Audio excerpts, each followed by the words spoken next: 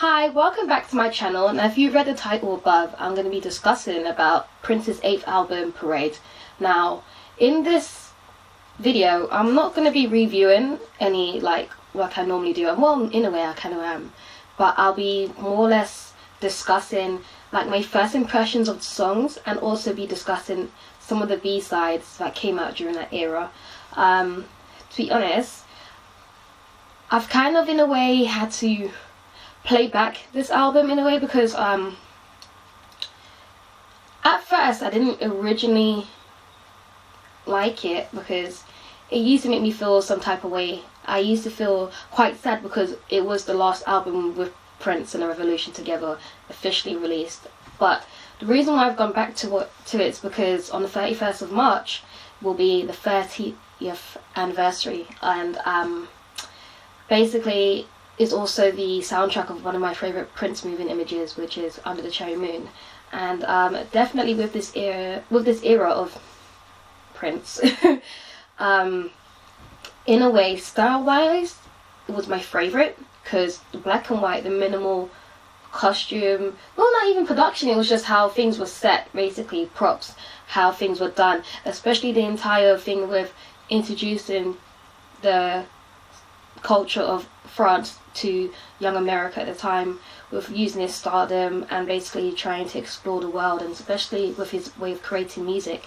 In this album, definitely we see a different style of music from Prince, whereas he's fused pop, jazz and classical music together to create in this album, and I think it worked amazingly. It could have went south, but really and truly he found a way with his genius mind to piece the things together and actually create a masterpiece in a way.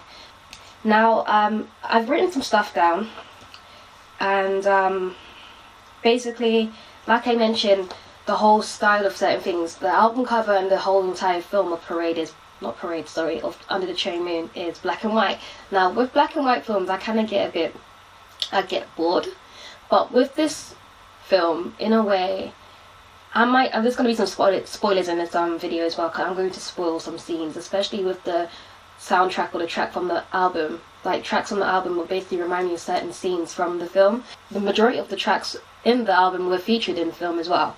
The classic Hollywood elements are blatantly in it.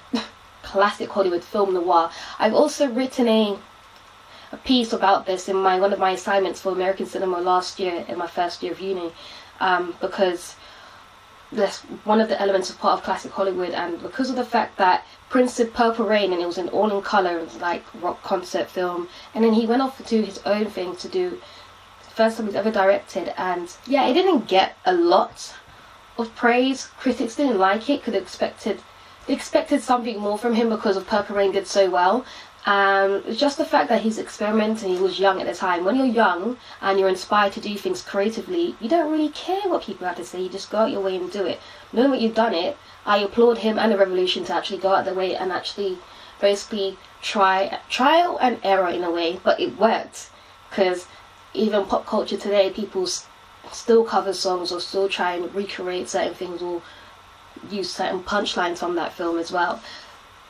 Which I find like is hilarious, because sometimes I'm saying things and I don't even know I'm actually quoting stuff from Under the Cherry Moon. So the first track of the album is Christopher Tracy's Parade. Now, we've been introduced by Prince, his new alter ego, or his new character he's created for the film, Christopher Tracy. Now, the opening verse starts off with, "Everyone come behold Christopher Tracy's parade. The show will proceed unless it should rain strawberry lemonade."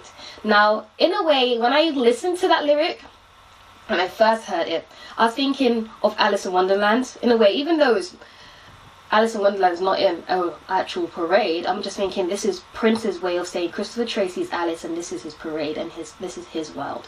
And it possibly might rain strawberry lemonade. It's actually a fantasy world, and, he's exploring, imagination. Just use your imagination on it, don't take it too seriously. But then, as we've been introduced to this new character, we're welcomed back to how it's similar to like Paisley Park from Around the World in a Day. Prince still continues to talk about his relationship between God, the devil and himself, whereas he continues to say Everyone should come and dig Christopher Tracy's piano. The chords strike, the devil no like, so he runs back. So he runs to his evil cart.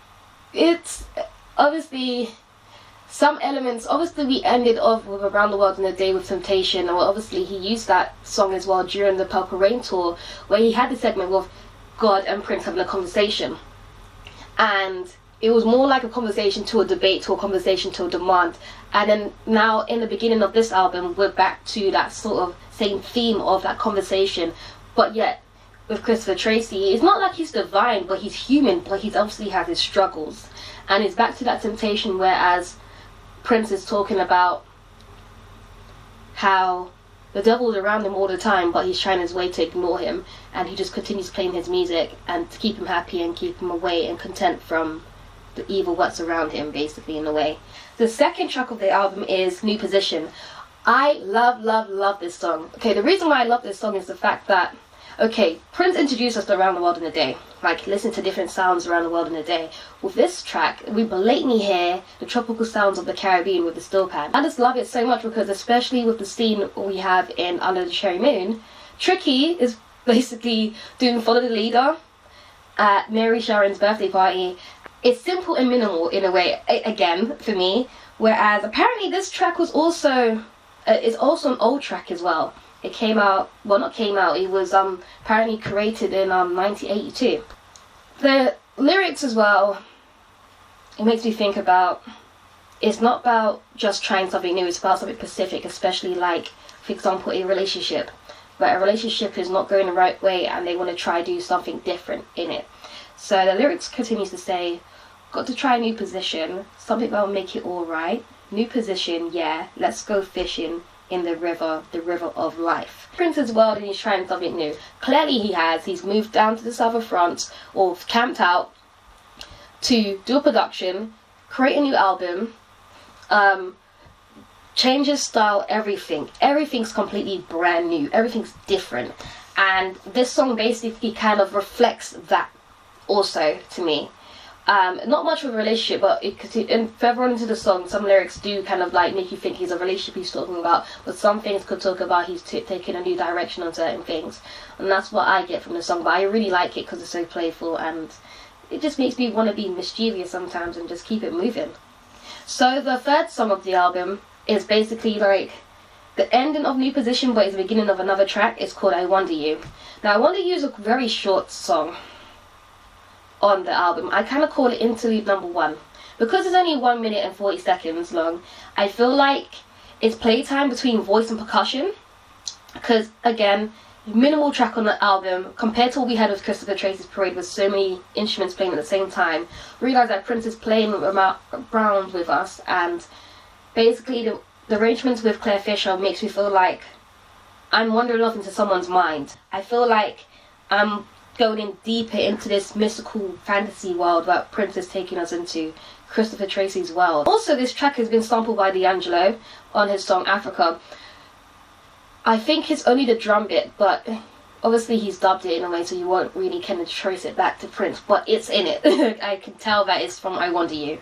If not, then I have to fact check that again. But I think D'Angelo did sample this track for Africa, his song Africa. The fourth track on the album is self-entitled from the film, is Under the Cherry Moon. It's another ballad, and the opening verse is quite, I want to live life to the ultimate high. Maybe I die young like heroes die. Maybe I'll kiss you some wild special way. If someone kills me or thrills me soon. Now, basically, this is set in the narrative of the film because Christopher Tracy's character does die.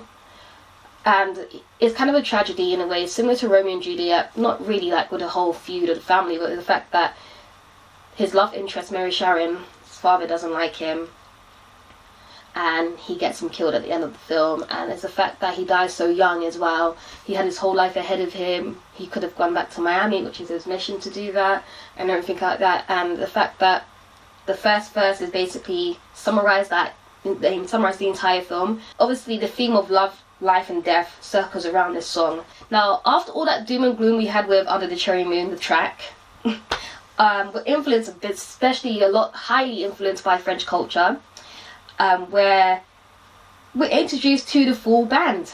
basically in a way the full revolution, like a big band pop, jazz, classical fusion, creating a crazy dance track. The bridge is basically in French, repeating what's been said in the chorus. It's one of those songs where as they put a different language in it, but because of the beat and how the rhythm carries on into the music, you don't really care about that, and it's not really even distracting you from enjoying the music. So it's more like educating me to be more open-minded, really. That's how I feel with it. The 6th track of the album is Life Can Be So Nice. Now when I first heard this song, right, I bet everyone felt this type of way too.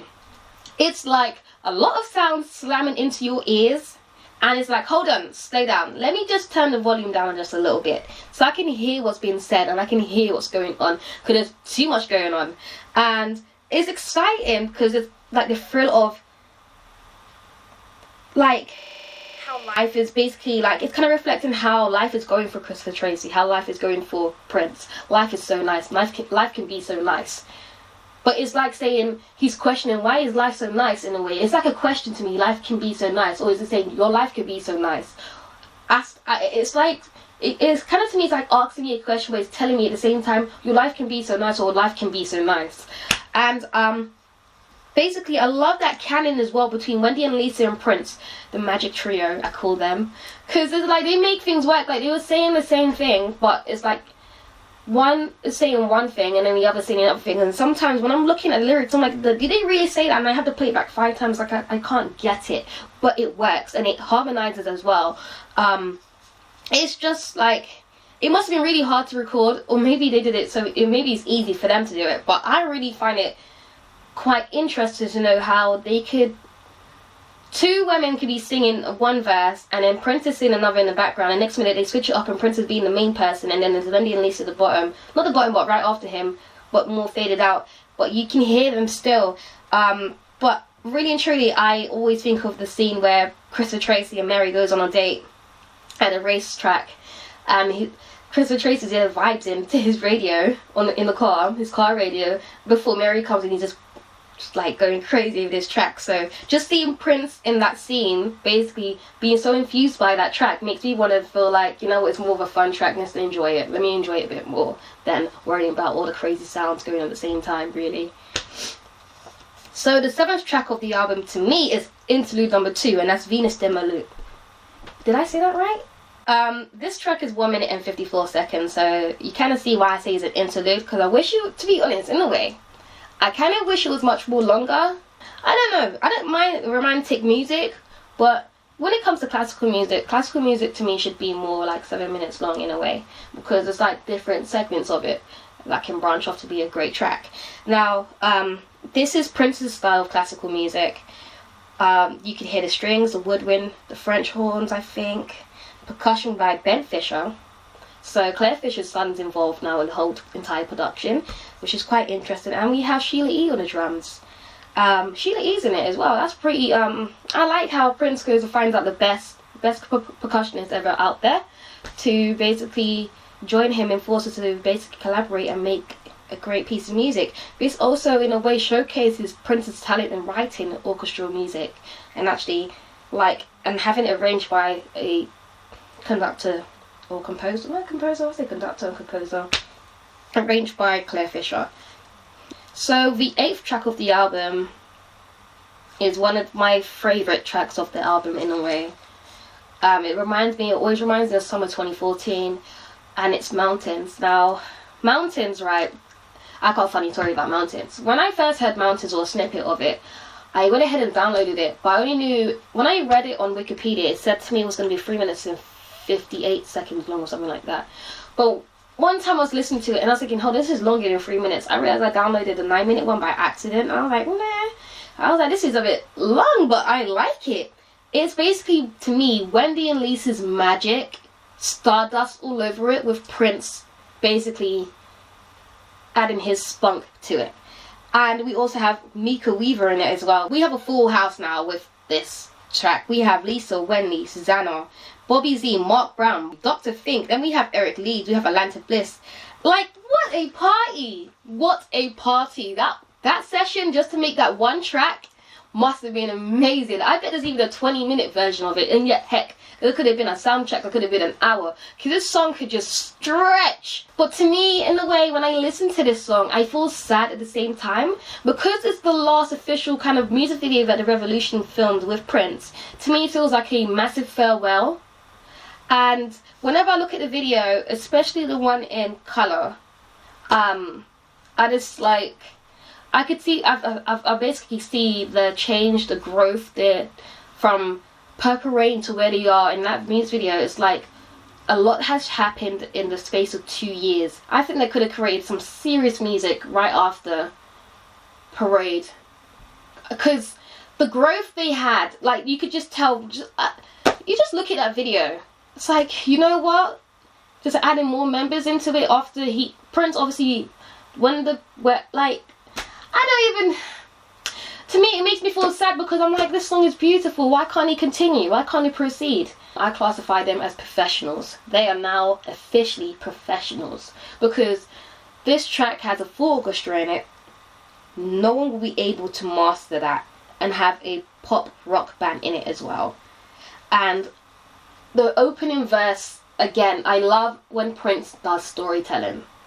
I said that before and I will always say it again. The opening verse is, once upon a time in a land called Fantasy, 17 mountains stood so high. The seas surrounded them, and together they would be the only thing that ever made you cry. The opening verse, man, I can't. Like I said, the whole relationship between the devil, again, he mentions the devil in this song. He talks about the devil as if, again, temptation, or misleading.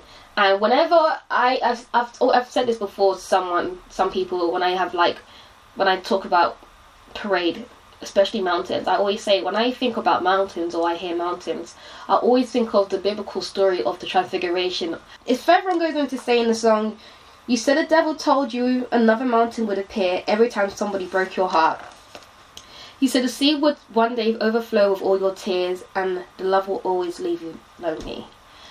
Oh my god, it's so heartbreaking for me, because if you don't listen or analyze the lyrics, you don't know how deep the music is. And one thing with Prince, he is really good at doing that. Like, majority of his music, I have to say that he has some really deep lyrics in it, but then he covers it and masks it over with some great rhythm, some great musical pieces. And it's like, you know what, if he did acoustic to it, you would cry. You would actually tear up, because you'd be like, oh my god, I listened to this song for all these years and I didn't understand how deep it was. And for me, I love mountains. I really do. I do. So the 9th track on the album is what I call a nursery rhyme, and that's Do You Lie. Do You Lie is featuring Jonathan Melvin, who is Wendy's brother. So in this album, a lot of family influences in it, because Prince worked with his dad on it as well. Claire Fisher and Ben Fisher working together, who father and son. Wendy's brother and sister are involved as well. And then you have Lisa. I don't think Lisa's brother was involved in this one. I'll have to double check the credits. The whole thing of a tight connection between family and musical families, especially with talented musical families, that are involved in making or collaborating this album. And Do You Lie, I feel it reminds me of a nursery rhyme. It sounds like a nursery rhyme ballad in a way. The opening verse is, when I lay awake in my boudoir, I think of you, my dear. Do you think of me, or do you lie, or do you lie? Now, in this song, right, I didn't really think too tough about it, because of how Prince featured it in the film. He featured it in a circus. But what I really like about it is the fact that we have the accordion. Anyone hears the accordion, they can always think of France or Paris.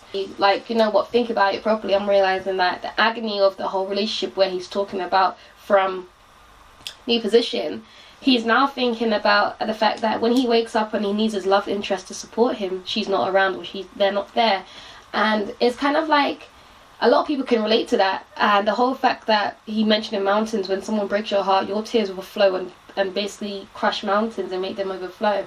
And it's really, when you think about these songs, they're quite emotionally, you know, they're draining you. Like, some serious pains going on here.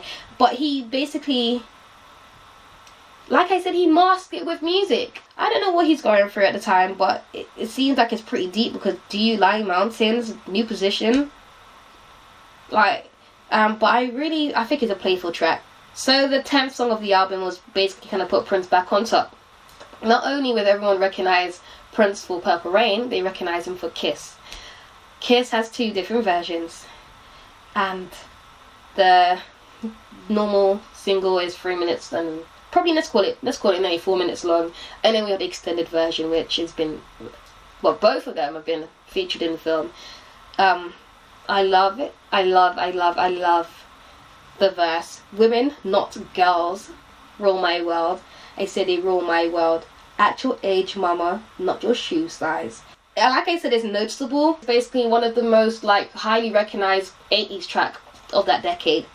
The only track in the album that doesn't feature Claire Fisher's arrangement with his orchestra. Now, there's a funny little story behind this song. I feel like, you know, when someone creates a masterpiece, they write it and they give it to somebody else and they realize, hold on, that song bangs, give it back to me.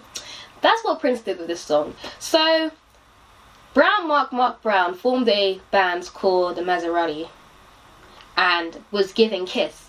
Now, when Prince first did a demo of this song, he did it with guitar, so it would sound like more of a country bluesy song track.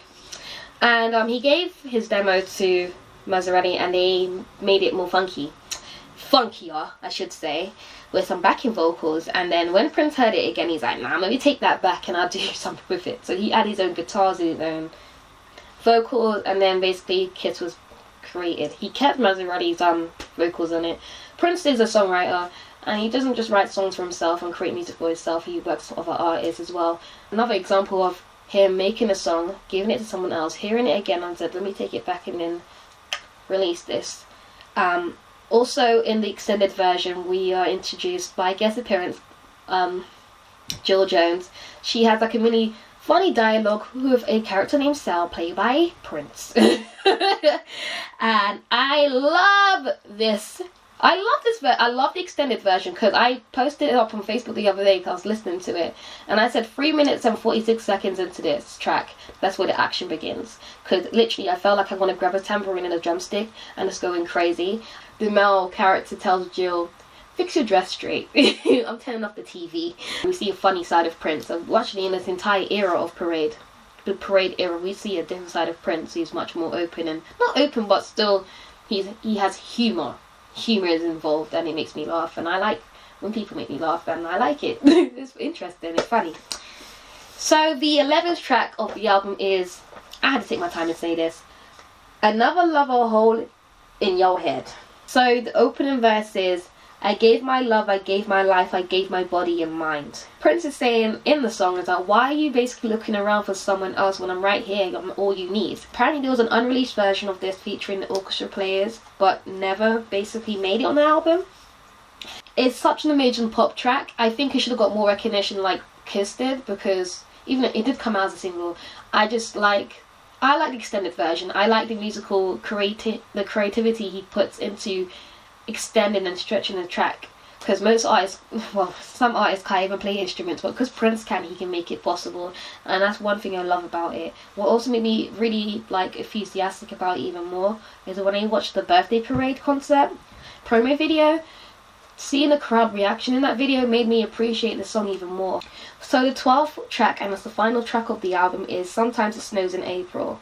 Now, as we are introduced to Christopher Tracy's parade, we're into his world. His parade is a world, I think, is a metaphor to say his world, or his life. Christopher Tracy dies. He doesn't say Christopher Tracy died. And if you watch the film, Christopher Tracy does die at the end. And the first line of opening verse is, Tracy died soon after a long-fought civil war. It's a metaphor again for a situation or a crisis or an argument, or someone's like played with him and actually he lost that battle and he died. In a way, the narrative makes me feel like it's Christopher Tracy's best friend who's Tricky. I feel like he's singing it, but it's Prince is singing it as Tricky, and he continues to say, I used to cry for Tracy because he was my only friend. So that kind of gave it away for me that it's Tricky singing it, but it's Prince. And then he continues to talk about saying, I used to cry for Tracy because I want to see him again. Now, all the vocals are done by the magical trio, Prince with background vocals with Wendy and Lisa. A lot of people do cry or feel emotional about this song. With this song, because it makes other people emotional, especially friends of the community, the Prince community, makes them feel sad. I try and avoid listening to it.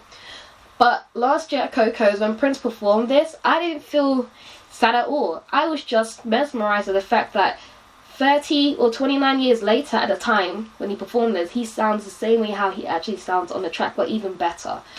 And I'm just mesmerized with the fact that Prince can still sing this song and people can still feel some sort of emotion over it. It's just Prince and his guitar and his piano. I feel like an unreleased version of it at the end of the Cherry Moon with the orchestra would have been great. It would have added even a greater sentiment to it. That's my opinion if he did release it, or probably if it's in the movie. And it's the last track of the album and it's a final farewell. To me, I kind of entwine this song with the whole disbandment of Revolution and Prince. Not just the death of Christopher Tracy, but the death of that band. So, we're coming towards the end of the video. And now I'm going to talk about my favourite bits. Outtakes and B-sides. Now, everyone asks me what's my favourite Prince era or favourite Prince album. I personally have to tell you I don't have one. I say 80s Prince, because 80s Prince has a whole catalogue of work which I appreciate. If he had an album just for outtakes, I'll say that's probably my favourite outtakes. Favourite album. So the first song I'm going to talk about is For the Tears in Your Eyes. So this song was released on the We Are the World album, and it was recorded with Revolution on the Purple Rain tour. And I love the verse where it says, less than the tears in your eyes, for the tears in your eyes if they were tears of sorrow, for cents may be all they were worth. For the rising sun each day assure us, the meek shall inherit the earth. I don't really listen too much of this song, but I really appreciate this song. So the second track of the outtakes of my favourite B-side and outtakes is Love or Money. Short or long stretch, I don't care. I love it. Even the demo version when it's live, I'm like, what? Love it. Now, in this way, it's one of my favourite Prince songs. It was on the top 100. Definitely. We're introduced back to Camille. Camille's back from Erotic City. So this song is so funky. Live, performing the song live or just the studio one is still good. It doesn't matter. Both may sound different, and one's more sped up. Obviously, that's the studio one, and the live one is much more, you know, it's more authentic. Revolution, put a groove on the bus. Don't worry about me, don't worry about us. I love the verse where it says, nothing comes for free now. If you want to be with me now, what's it gonna be now? Is it love or is it money? So the third track of my favourite outtakes and B-sides of Parade era is Alexa de Paris. Every time I think about this song, I think of the scene with Prince and Mary Sharon doing the waltz outside a piano bar in the balcony, and he calls her Cabbage Head. Even though in all seriousness it's a great classical piece of music, but the cheeky banter in that entire scene, I just can't take this seriously anymore. I just want to just keep on giggling. I just keep on giggling, or just keep on thinking about that scene, or just like recreate it in my head. And we have Sheila E on the drums and Claire Fisher again doing the orchestra, and there's obviously the B-side of Mountain. I just keep thinking about I want to take you to the moon for free. It's not short, so I did say I wanted Venus de la Moon to be a longer track, but then I have Alexa de Paris, and that kind of basically fills that gap for me, and I'm quite appreciative of it. So the last track and the fourth is All My Dreams, unreleased track that was featured on Under the Cherry Moon. I love the verse with Wendy saying, Lisa, I'm gonna give you the brush and you're gonna paint the side of the train. Now this kind of counts me back to it kind of gives me reference towards that Dream Factory's in the making with Crystal Ball and Train, the song Train and the song Crystal Ball, because rumour has it this was a possible track on the Dream Factory album, which was supposed to be on the Parade album, but Prince pulled it out. Many fans love this song, and I noticed that many of the male fans love this song actually. Even my brother likes this song. He's not a Prince fan. I had it playing when I was trying to do notes on his album. As soon as Parade's released, he's already making, what, let's say, I don't even know, what, 3 albums? So that's the end of my video. Well, the end of this discussion. Comment in the comment box below your favorite song of the Parade era. What did you like about the Parade era? Did you go to any of the concerts in '86? And how many did you go? What do you think about Under the Cherry Moon now? Because obviously your opinions probably changed now from then. And also, funny enough, I actually met someone whose first Prince concert was the Parade concert, and I was at Wembley Arena in London, which is not far from where I live, which is back that way. It's giving us so much content, and this album is basically a really good experimental album, and I really appreciate him basically going out his way, using his stardom to educate and entertain people, and I really appreciate that. Thank you for watching, and I'll be back with another video. Actually, also suggest in the comment section below what I should talk about next in my next video, because I should start uploading more often. And thank you for watching, and I really appreciate you guys tuning in.